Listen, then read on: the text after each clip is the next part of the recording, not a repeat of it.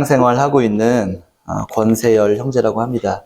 오늘 우리 강릉 영동교회 성도님들과 함께 말씀을 나누게 돼서 참 감사하고 영광이 됩니다.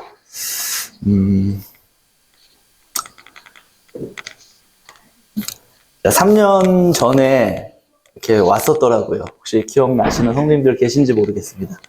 제가 기억이 나시나요? 네, 3년 전에 왔었는데 또 오랜만에 이렇게 얼굴을 뵈니까 저도 이제 이렇게 살짝 기억이 나시는 분들도 계시고 잘 기억이 안 나네 싶은 성도님들도 계셨는데 이렇게 또 주님 말씀 가운데 이렇게 또 지내시고 잘 계셨던 것 같아가지고 참 감사가 되는 마음이 있었습니다.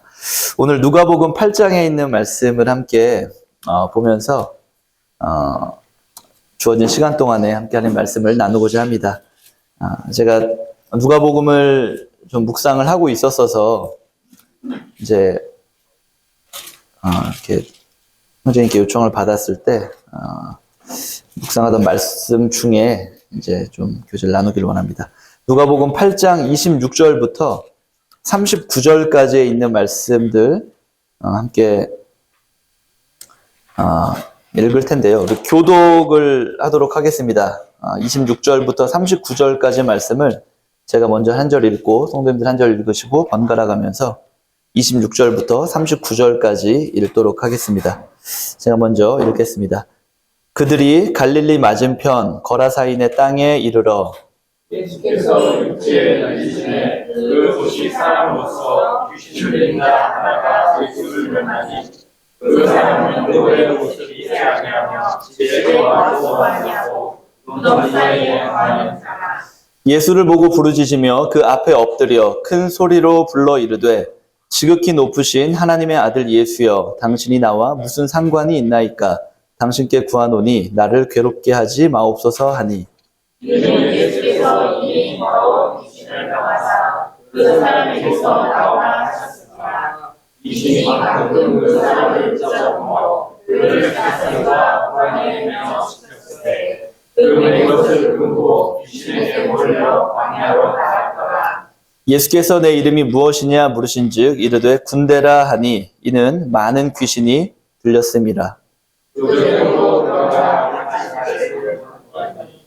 마침 그곳에 많은 돼지떼가 산에서 먹고 있는지라 귀신들이 그 돼지에게로 들어가게 허락하심을 간구하니 이에 허락하시니 귀신들이 다른 사람에게서 나와 돼지에게로 들어가니 그 떼가 bengal로 내려가 솥을 들어가 불사하더니 치던 자들이 그 이루어진 일을 보고 도망하여 성내와 마을에 알리니 사람들이 그 이루어진 일을 보러 나와서 예수께 이르러 귀신 나간 사람이 옷을 입고 귀신이 온다하여 예수의 발치한 것을 보고 두려워하늘 귀신 들렸던 자가 어떻게 구원받았는지를 본 자들이 그들에게 이르매 거라사인에 있던 금방 모든 백성이 크게 두려워하여 예수께 떠나가시를 구하더라. 예수께서 위에 올라 말하시되 귀신 나간 사람이 함께 있기를 구하였으나 예수께서 그를 보내시며 이르시되 집으로 돌아가 하나님이 이에게 어떻게 큰 일을 행하셨는지를 말하라 하시니 돌아가서 예수께서 자기에게 어떻게 큰 일을 행하셨는지를 본문에 감사합니다. 아멘. 여기까지 읽겠습니다. 지금 누가복음 8장 26절부터 39절까지 있는 말씀은 이제 유명한 말씀이죠. 많이 읽어보시고 들으셨던 말씀인 것 같습니다. 자, 요 말씀을 본문으로 내 이름이 무엇이냐라는 제목으로 함께 말씀을 나누기를 원합니다. 내 이름이 무엇이냐. 한번 성도님들 한번 생각해 보셨으면 좋겠습니다. 나의 이름이 무엇인가? 이름이 다 있으시겠죠? 생각해 보시면 좋겠고요. 먼저 27절에 보시면은 예수께서 육지에 내리심에 그 도시 사람으로서 귀신 들린 자 하나가 예수를 만나니 그 사람은 오래 옷을 입지 아니하며 집에 거하지도 아니하고 무덤 사이에 거하는 자라. 이 말씀을 보시면은 이 귀신 들린 자가 등장을 합니다. 귀신 들린 자가 나오는데 27절에 보시면은 세 가지 상태에 처해 있습니다. 이 사람은 혹시 어떤 상태인지 혹시 찾으셨을까요? 세 가지. 귀신 들린 자 하나가 예수를 만나니 첫 번째 그 사람은 올해 옷을 입지 아니하며 옷을 입지 아니하였습니다. 그리고 두 번째는 집에 거하지도 아니하였고요. 어디 거했냐면은 무덤 사이에 거했다. 그래서 이 세 가지의 상태가 귀신 들린 사람이 등장을 했는데 이 누가복음의 이 저자는 이 세 가지를 주목해서 기록했던 것을 보게 됩니다. 이 세 가지가 우리에게 시사하는 바가 있을 것 같아서 의미하는 바가 있을 것 같아서 묵상을 좀 해봤습니다. 먼저 옷을 입지 아니하였다라고 되어 있습니다. 우리 성경을 보시면은 옷에 대한 이야기가 참 많이 나온 것 같아요. 옷에 대한 이야기. 그래서 일반적으로는 사람의 어떤 신분이나 지위를 나타내기도 하지만 그 외에도 다양한 의미로 성경에 나타나는 것을 볼 수가 있습니다. 먼저 요한계시록에 보시면은 흰 옷이 등장합니다. 흰 옷. 어떤 거룩함을 나타내고 의로움을 나타내고 했을 때 흰 옷이 등장하는 것을 볼 수가 있고요. 우리 잘 아시는 창세기 37장에서는 요셉의 채색 옷이 등장을 합니다. 채색 옷. 아버지의 사랑. 또 그것 때문에 이제 형제들에게 미움을 받는 계기가 되기도 했습니다. 그런 채색 옷이라고 특별히 많은 것들이 있을 수도 있지만 채색 옷을 통해서 하나님 말씀하시는 것을 보게 되고요. 열왕기하 5장에 보시면은 잘 아시는 나아만 장군, 문둥병에 걸렸던 나아만 장군도 그 옷을 벗는 것들, 이런 의미가 이제 등장을 하는 거죠. 많은 하나님 말씀하시는 것들이 다양한 방법이 있을 수 있었을 텐데, 그 알몸을 드러내는 그 장군이라는 그 여러 가지 어떤 것들을 다 벗어내야 되는, 그리고 이제 그 부끄러움이 드러나는 그런 것을 묘사했을 때, 자기 자신을 내려놓는 그런 것들을 할 때, 또 옷이 등장을 하기도 합니다. 우리 또 여호수아 7장에 보니까 여리고성이 함락된 이후에 이제 작은 성 아이라는 작은 성을 함락시키기 이전에 아간이라는 사람이 범죄를 해서 아이성은 이제 처음에 실패를 하게 됩니다. 큰 여리고성을 무너뜨렸지만 작은 성을 무너뜨리지 못했는데, 그것이 아간이라는 사람의 범죄함인데, 그 사람이 어떤 범죄를 했냐면은 하나님께서 명하신 것들을 지키지 않았어요. 근데 그 지키지 않은 것이 무엇이냐면은 빼돌린 거죠. 그 탈취한 것들을 빼돌렸는데, 뭘 빼돌렸냐면은 은과 금까지는 조금 이해가 돼요. 그리고 외투 한 벌이었습니다. 은과 금과 외투 한 벌. 그래서 옷이라는 것을 또 거기서도 이제 우리가 볼 수가 있었고, 물론 이제 그 당시는 굉장히 어떤 비싼 고가의 그런 것들이었던 것 같아요. 그리고 성경에 나타나는 것들을 보면은 감정을 표현할 때도 옷을 가지고 표현하는 것들이 많이 있습니다. 뭐 굵은 베옷을 입었다, 뭐 옷을 찢었다, 뭐 이런 표현들이 있죠. 성경에 보시면 어떤 슬픔이나 분노나 뭐 이런 것들을 표현할 때 이제 그런 표현들이 등장을 하기도 합니다. 또 모세오경 이런 데를 보시면은 제사장의 의복 규례에 대해서 또 자세하게 하나님 말씀하시고 규례와 법도를 지켜 행할 것들을 말씀을 하십니다. 뭐 겉옷에는 내 귀에 뭐 방울을 달아야 되고 뭐 이런 것들을 이제 많이 말씀을 하세요. 그래서 그런 제사장의 의복 규례에 대해서도 하나님 특별히 그렇게 말씀하시면서 말씀하시기도 하고요.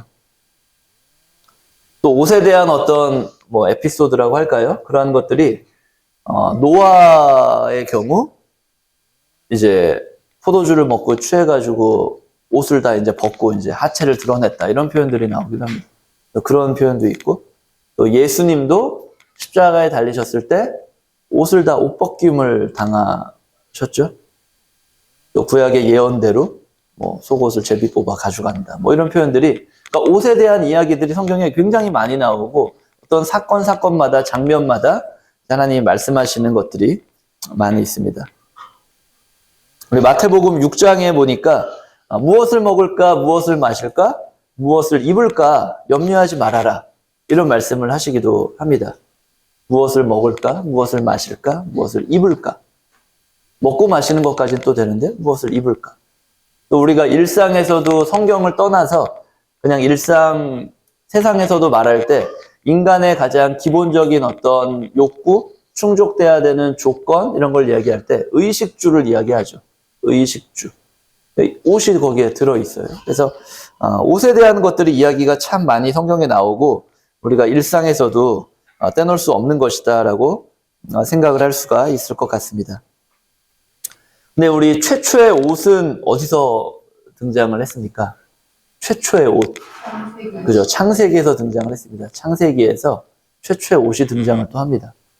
하필 또 하나님께서 인간에게 주신 최초의 선물은 아니겠죠. 온 우주를 다 만드시고 이제 사람을 6째 날 만드셨으니까 준비해 놓으셨겠지만 특별하게 범죄한 그들을 통해서 하나님 말씀하실 때 가죽옷을 지어 입히셨다라고 말씀하시면서 하나님이 최초의 그런 옷을 또 옷이라는 개념이 등장을 하기 시작을 한 건 또 하나님이 친히 만드신 그런 어떤 개념이었다라고 생각을 할 수가 있습니다.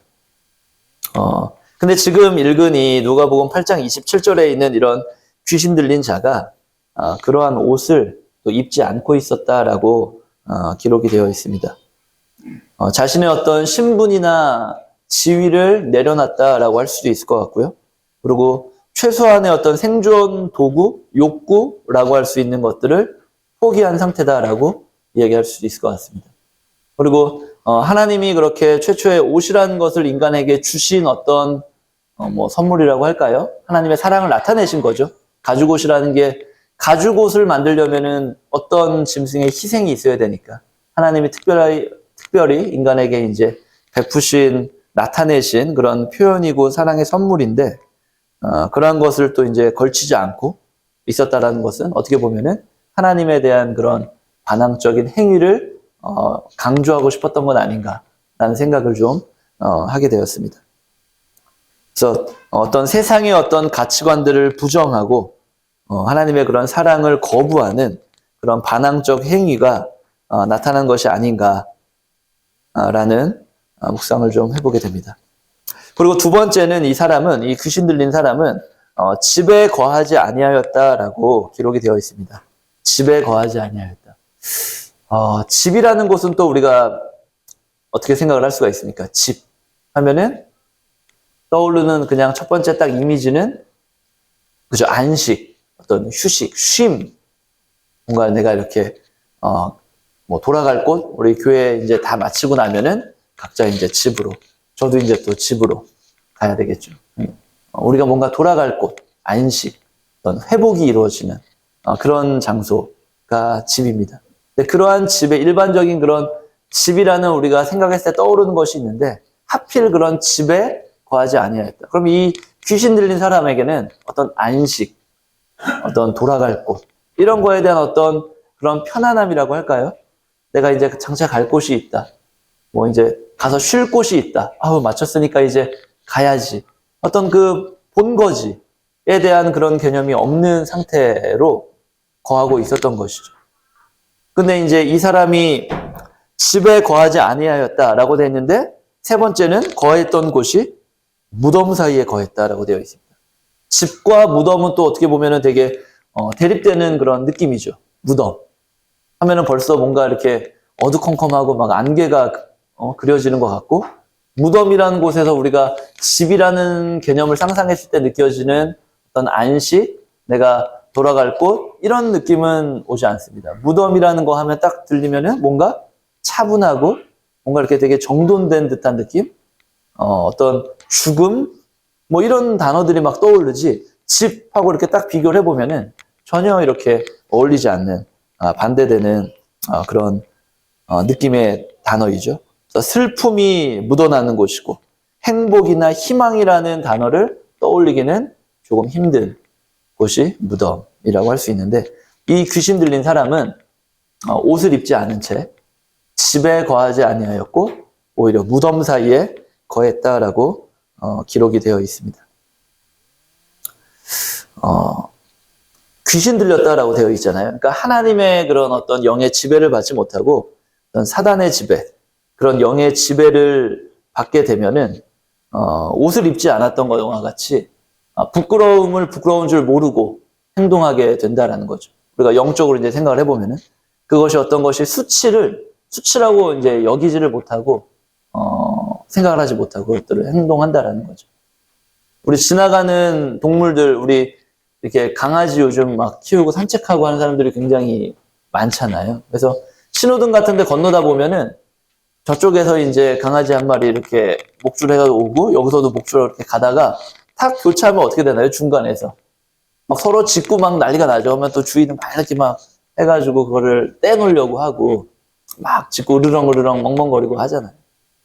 근데 이제 요즘에는 이제 뭐 견주라고 하죠.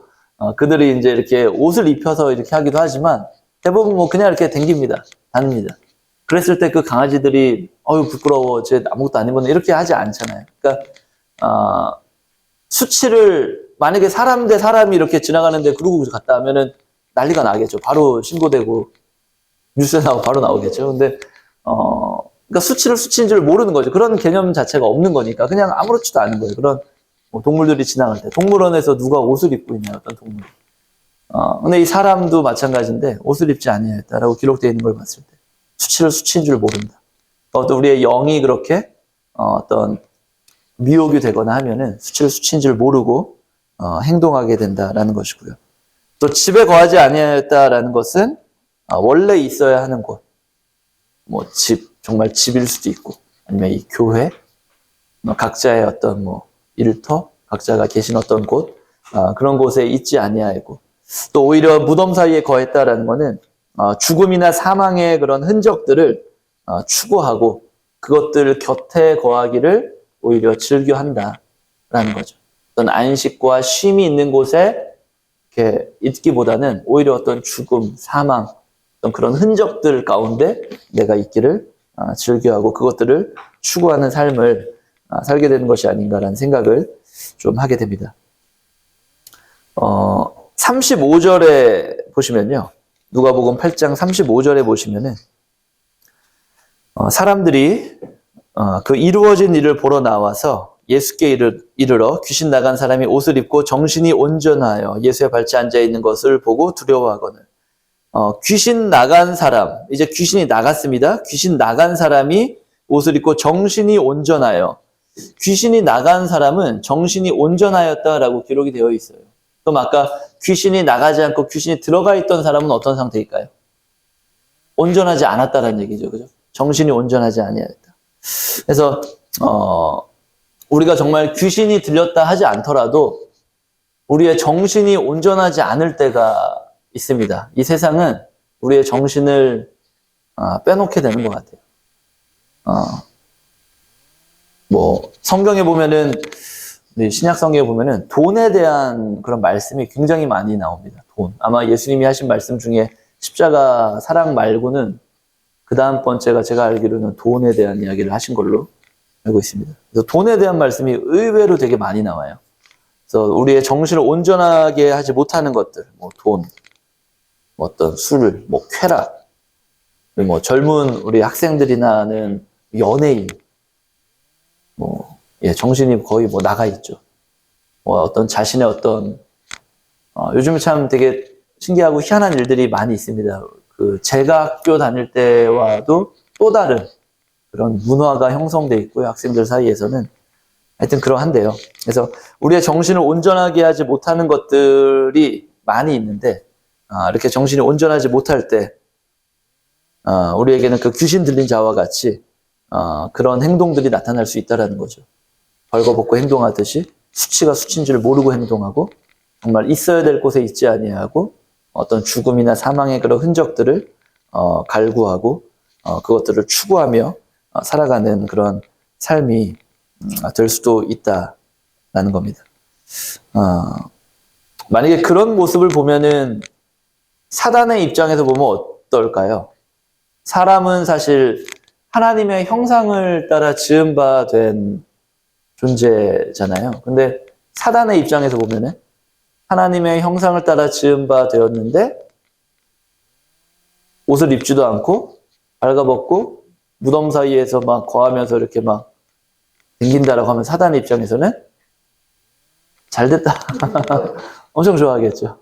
엄청 좋아하겠죠. 기껏 하나님이 자기 형상대로 지어놨는데 정신이 온전하지 못해서 정신이 이렇게 그 온전한 것에 있지 못해가지고 그렇게 거하고 있는 그런 모습을 만약에 지켜본다면 얼마나 참 비웃을까요? 그죠? 얼마나 고소하다 이렇게 생각을 하고 있을까요? 그래서 우리의 삶이 어떠해야 하는가를 좀 생각을 하게 됩니다. 구원받았다라는 것의 의미가 성도님들 무엇이라고 생각을 하시나요? 구원받았다. 구원받았다. 구원받았다의 의미가 죄사함을 받고 천국에 간다가 뭐 어떻게 보면은 첫 번째가 맞죠. 근데 그것이 다라고 생각을 하면 안 되는 것 같습니다. 하나님께서 원하시는 것이 천국의 그 어떤 사람 수를 이렇게 늘리는 것이 하나님이 친히 사람의 몸으로 이 땅 가운데 오셔가지고 피조물에게 죽임을 당하시고 그런 옷을 그냥 홀딱 벗겨가지고 십자가에 매달아 놨는데 그런 수치를 당하셨는데 그 하나님의 목적이 그냥 천국의 어떤 인원 모집하는 것이 다였다면은 이것도 참 아닌 것 같아요. 그래서 구원받았다가 그냥 내가 이제 천국 가니까 구원받았으니까 죄사함을 받았으니까 나 전부라면은 어떤 하나님의 그런 본래의 어떤 목적을 폄하한다고 할까요? 훼손한다고 할까요? 그러니까 이렇게 떨어뜨리는 거죠, 그것을. 그게 다는 아닌 줄로 믿습니다. 그러니까 천국의 어떤 인구 밀도를 높인다고 할까요? 머릿수만 채워 넣어가지고 거기만 뭐 바글바글하게 하는 것이 목적은 아니었겠죠. 그래서 구원받았다의 의미는 어떤 그 목적은 하나님께 돌아오는 것이고 하나님과 연합하는 것입니다. 관계의 회복이죠. 관계의 회복.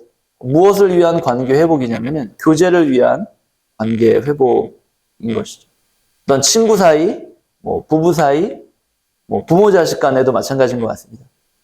관계가 회복되지 않으면은 교제라는 건 있을 수가 없죠. 어떤 뭐 싸움을 했다.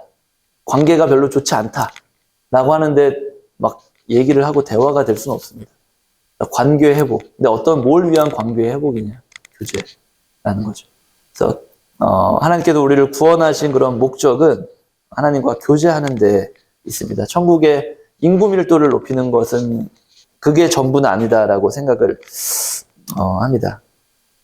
우리 하나님과 어떤 교제 가운데 계신지 모르겠는데 성경에 보면은 또 이렇게 재밌는 표현들이 좀 나오는 것을 보게 되는데요. 마태복음 26장 한번 보시겠습니다. 마태복음 26장 36절부터 39절까지에 있는 말씀을 보시면은 하나님과의 관계 회복, 교제인데 교제의 어떤 정도라고 할까요? 그 정도가 나는 지금 어디 위치쯤에 있는가를 한번 각자 생각해 보셨으면 좋겠습니다. 하나님과의 그 교제의 정도가 어느 정도인지. 마태복음 26장 36절부터 39절까지 보시면요. 제가 읽겠습니다. 이에 예수께서 제자들과 함께 겟세마네라 하는 곳에 이르러 제자들에게 이르시되 내가 저기 가서 기도할 동안에 너희는 여기 앉아 있으라 하시고 베드로와 세베대의 두 아들을 데리고 가실새 고민하고 슬퍼하사 이에 말씀하시되 내 마음이 매우 고민하여 죽게 되었으니 너희는 여기 머물러 나와 함께 깨어 있으라 하시고 조금 나아가사 얼굴을 땅에 대시고 엎드려 기도하여 이르시되 뭐 이런 말씀들이 있는데 교제와의 어떤 단계입니다. 여기 어떤 단계가 나오냐면은 36절에 보시면은 예수께서 제자들과 함께 겟세마네라는 곳에 이르러 제자들에게 이르시되 그러니까 겟세마네 어떤 그 특정 장소에는 제자들이 다 함께 예수님과 있었어요. 이게 첫 번째 단계입니다.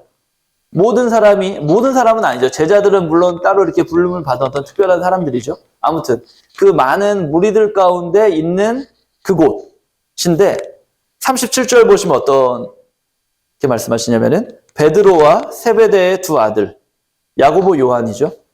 베드로와 야고보와 요한은 데리고 가셨어요. 그럼 예수님과의 교제가 많은 사람들의 그 무리 가운데 있는 나도 그러한 상태인지 아니면은 그 와중에 특별히 한 번 더 이렇게 데리고 가셨다. 베드로와 야고보와 요한과 같이 한 단계 더 예수님과 밀접한 그런 관계 속에 있는 한 번 더 내가 가까운 관계인지. 39절에 보시면은 거기서 예수님은 조금 나아가사 한 발 더 나아가셨어요. 그들 가운데서도. 하나님과 더 가까운 곳에. 세 단계가 있는 거죠. 많은 무리 가운데 있는 상태, 거기서 이렇게 베드로, 야고보와 요한 같이 한 발자국 이렇게 잠깐 나아간 상태.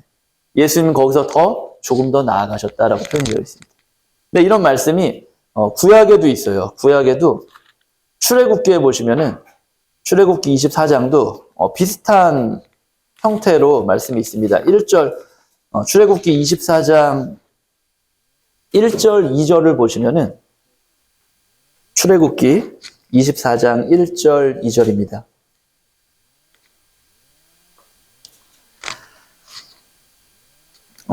또 모세에게 이르시되 너는 아론과 나답과 아비후와 이스라엘 장로 70명과 함께 여호와께로 올라와 멀리서 경배하고 너 모세만 여호와께 가까이 나오고 그들은 가까이 나오지 말며 백성은 너와 함께 올라오지 말지니라.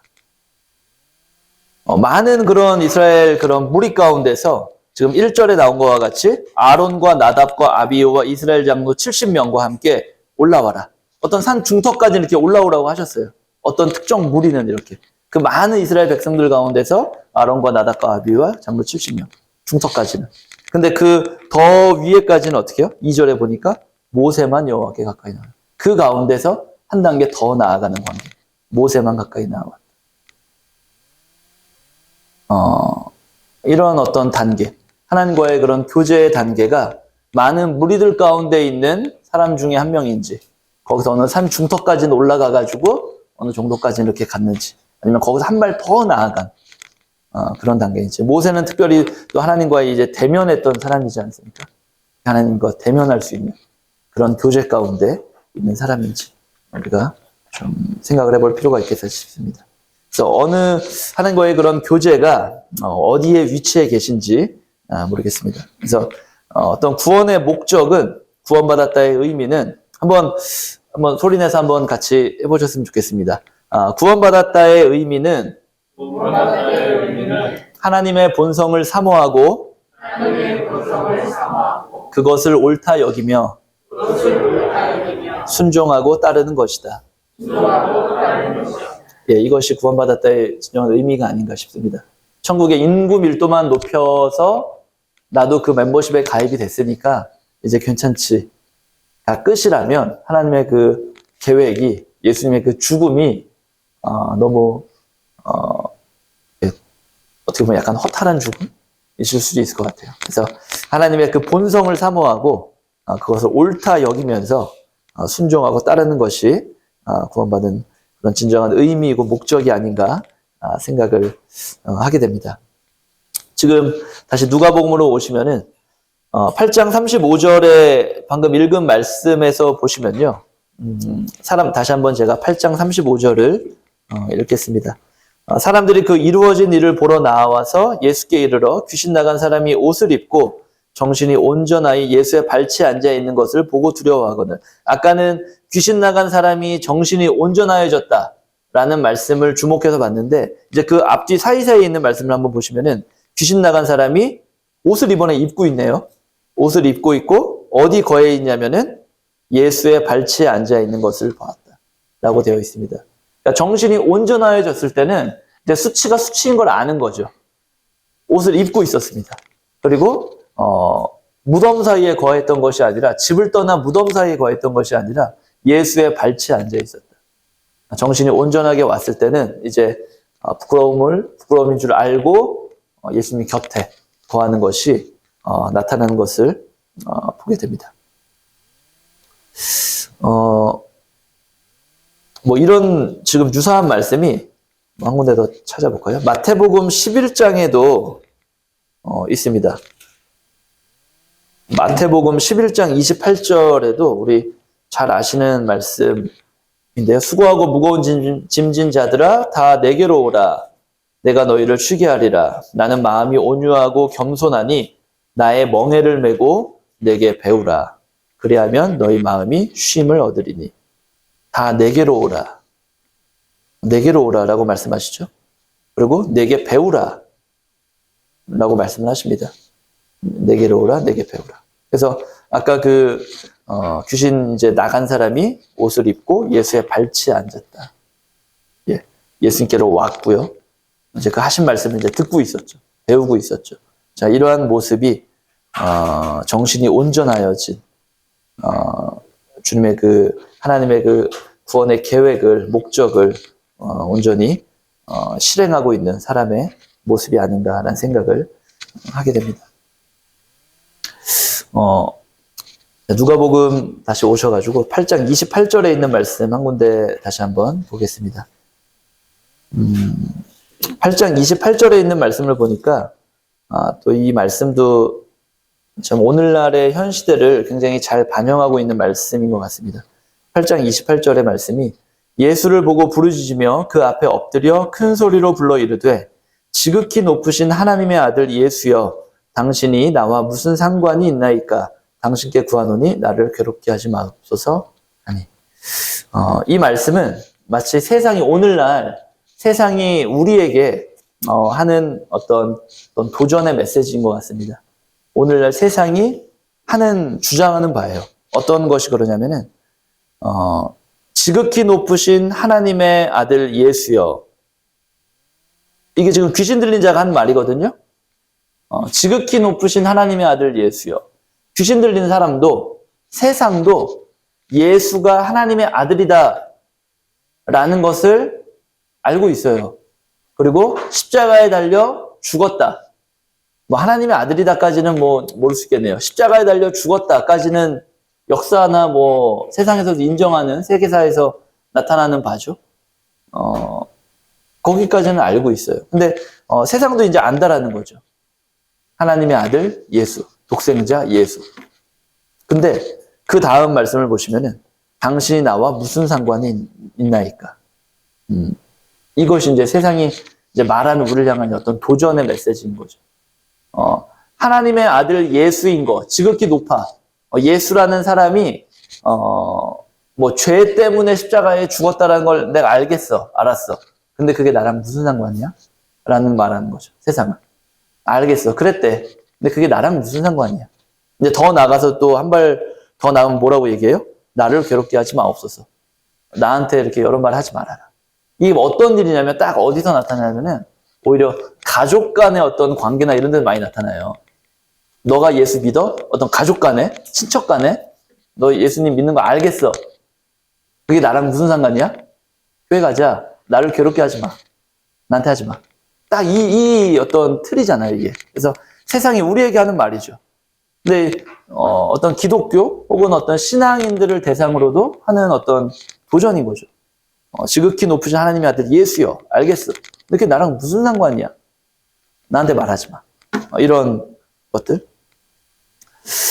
특별히 이제 나와 무슨 상관이 있나이까라는 이 말은 요즘 이제 많이 사회에서도 뉴스에서도 이제 나오는 어떤 표현 중에 포스트 모더니즘이라는 표현 들어보셨나요? 포스트 모더니즘? 요즘 이제 시대를 포스트 모더니즘 시대, 사회다라고 이야기를 하고 있습니다.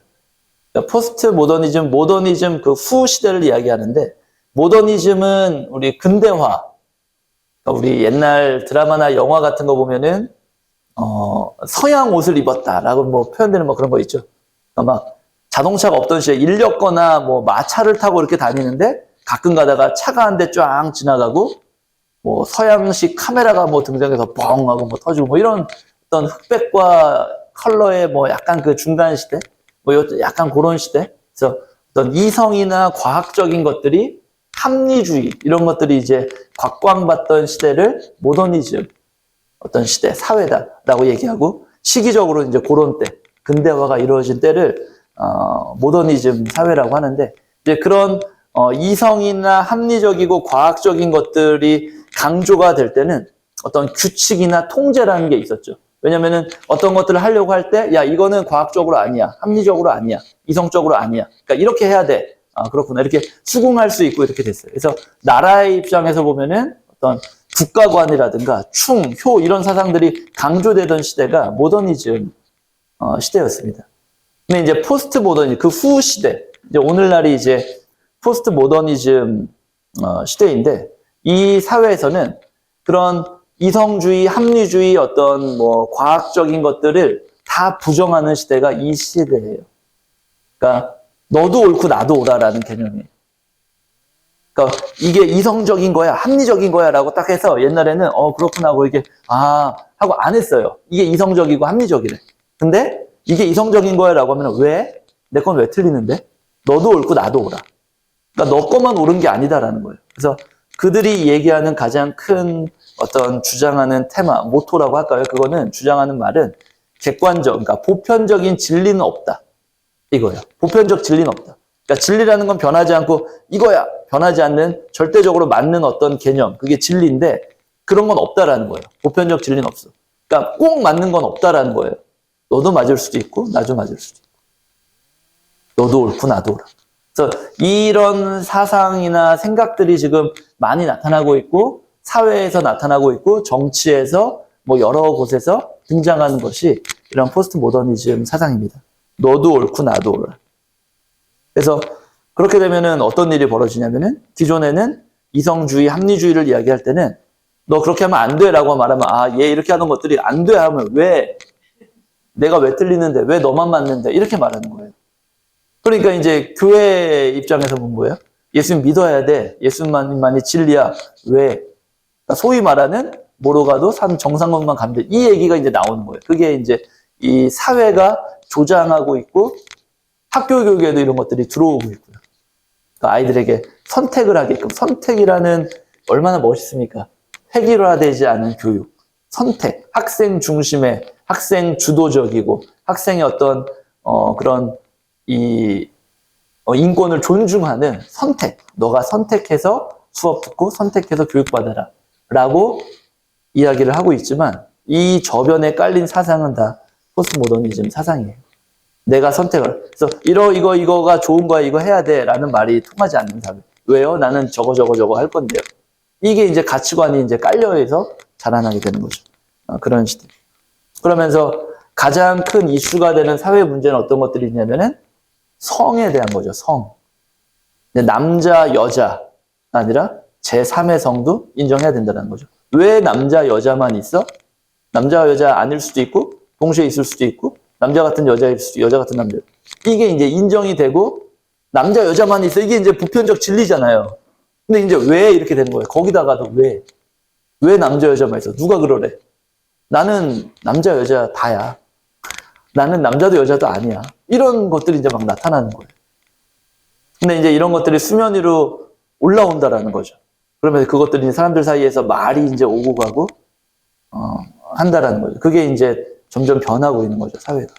특별히 그래서 굉장히 큰 이슈가 이제 파리 올림픽에서 있었잖아요. 그 알제리의 여자 복싱 선수가 뭐 성전환 수술은 하지 않았대요. 근데 이제 남자들이 가지고 있는 남자, 여자를 구별하는 게 이제 염색체 XX냐, XY냐 이건데, XY가 남자거든요? 근데 이제 여자라는데 XY 염색체가 있는 거예요. 성전환 수술을 하지 않았는데, 그냥 몸에 있대요. 그게 XY 염색체가. 여자 복싱 선수. 근데 이제 뭐 어떤, 여자의 뭐 어떤, 뭐, 생식기라고 할까? 이제 그런 것들도 이제 약간 근데 좀 이상하고. 그러니까 어떻게 보면 약간 기형 쪽인가 싶기도 한데, 하여튼, 이슈가 됐었어요. 근데 자기는 여자다라고 주장을 해요. 근데 이제 올림픽에 출전을 했는데 어떤 일이 실제로 있었냐면은 16강인가에서 이탈리아 선수랑 이제 붙은 거예요. 이제 여자 복싱. 그러니까 올림픽에 출전할 정도의 복싱 선수니까 이 펀치력이라는 것들이 얼마나 세겠어요. 일반인 맞으면 다 부러지겠죠. 그리고 맷집도 얼마나 세겠어요. 근데 그 사람도 올림픽 나온 사람, 이 사람도 나온 사람이에요. 그 알제리 여자 선수도 이탈리아 선수도 올림픽에서 16강에 올라갈 만큼 실력이 있고 연습을 한 사람인데, 복싱이나 이런 거 이제, 저도 막 이종격투 이런 거를 좋아해서 옛날에 많이 봤었는데, 보다 보면은, 이게 맞아가지고, 뭐, 여기 이제 형제님들은 이제 옛날 더 이제 복싱 이제 하던 시절에 혹시 즐겨보셨는지, 뭐, 박종팔 뭐 이렇게 막 보셨는지 모르겠습니다. 맞아가지고 아파서 기권하지는 않아요. 보통 이게 땅 해도 이제 뇌가 흔들려가지고 이제 뭐 그로기 상태 뭐 이렇게 표현을 하죠. 뭐 스턴 상태. 그러니까 정신을 잃는 거죠. 그러니까 내 몸이 내 말을 안 듣는 거예요. 이렇게. 땅 하는데 이게 뇌가 흔들리니까. 아니면 기절을 해버리든가. 그래서 KO를 당하고 하는 거지. 자기가 이런 데는 맞았다고 씨 아파가지고 못하겠어. 이렇게 해서 기권한 사람은 없거든요. 근데 이탈리아 그 선수가 46초 만에 기권했어요. 맞고 아파가지고 못하겠다고 기권했어요. 실제로. 그렇게 하고서는 그 알제리 선수가 올라가서 금메달까지 땄어요. 따고 보니까 이제 XY 염색체가 있는 남자인지 여자인지 사실 정체를 알 수 없는 그런 상태이고, 그런 것들이 이제 수면 위로 다 올라오면서 논란이 되고 갑론을 막 있다라는 거죠. 옛날에는 야 이게 무슨 여자야 남자지 이렇게 막 하고 말아버렸을 거를 이제 그런 말을 못 하게 되는 거예요. 그렇게 말을 하면은 굉장히 편협하고 세상의 어떤 이치를 모르는 사람이 돼버리고 자기중심적인 사람이 돼버리고 배려하지 못하고 뭔가를 뭐 공유하지 못하고 공감하지 못한 사람이 돼버렸거든요. 그래서 말을 못해요. 오히려 못하는 그런 분위기가 돼버렸어요. 근데 그게 포스트모더니즘 사상. 나와 무슨 상관이 있냐 하는 이 말이 오늘날의 풍조 속에 나타나는 거죠. 너도 오라. 나도 오라. 나와 뭔 상관인데 그게. 그냥 나는 내버려둬. 나 괴롭게 하지 마. 냅둬. 내 갈 길을 갈 거야. 그래서 이것이 세상에서 오늘날 우리에게 말하는 바고 우리에게 도전하는 바다라는 거죠. 경계해야 되겠죠. 이러한 생각들, 이러한 사상들을. 37절 한 군데만 더 보시겠어요. 37절 보시면은 거라사인의 땅 근방 모든 백성이 크게 두려워하여 예수께 떠나시기를 구하더라. 예수께서 배에 올라 돌아가실세. 자, 이것도 이제 세상이 이야기하는 바 같습니다. 귀신 들린 자를 예수님이 낫게 하신 거잖아요. 근데 37절 보면 어떻게 이야기하냐면은 모든 백성이 크게 두려워하여 예수께 떠나가시기를 구하더라. 예수님이 뭘 잘못했나요? 왜 예수님을 떠나가시라고 이렇게 이야기를 하나요? 이게 세상의 어떤 습성인 거죠. 이렇게 미쳐 날뛰는 어떤 귀신 들린 자가 있는 것보다 하나님의 어떤 권능과 임재와 함께 거하는 것이 더 불편한 거예요, 이들은. 차라리 여기 그냥 정신 나간 사람 하나 그냥 데리고 사는 게 낫지, 하나님의 그 권능과 역사가 있으니까 불편한 거예요. 가시라고. 떠나가시라. 이렇게 말하는 것이 세상인 것 같습니다. 그래서, 제가 생각해도 시간이 너무 많이 갔는데, 처음에 이제 말씀을 드릴 때, 제목을, 내 이름이 무엇이냐, 오늘 이름이 무엇입니까? 라고 말씀을 드렸습니다.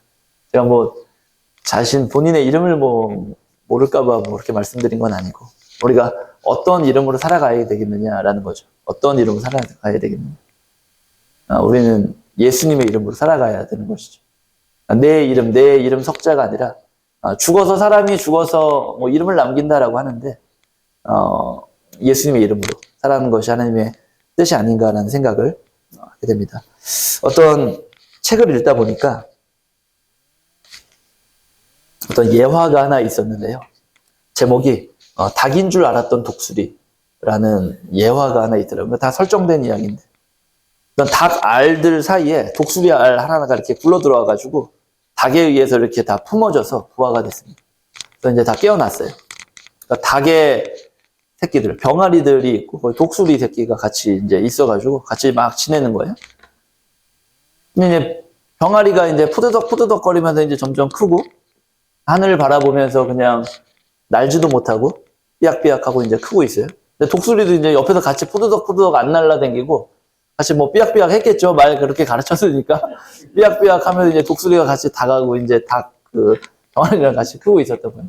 어느 한날 이렇게 하늘을 딱 보니까 독수리가 한 마리 쫙 날아가는 걸 본 거예요. 그 병아리 틈바구니는 독수리 새끼가 독수리가 날아가는 걸 본 거예요. 그래서 엄마 닭한테 물어보는 거죠. 엄마 저 새는 뭐예요?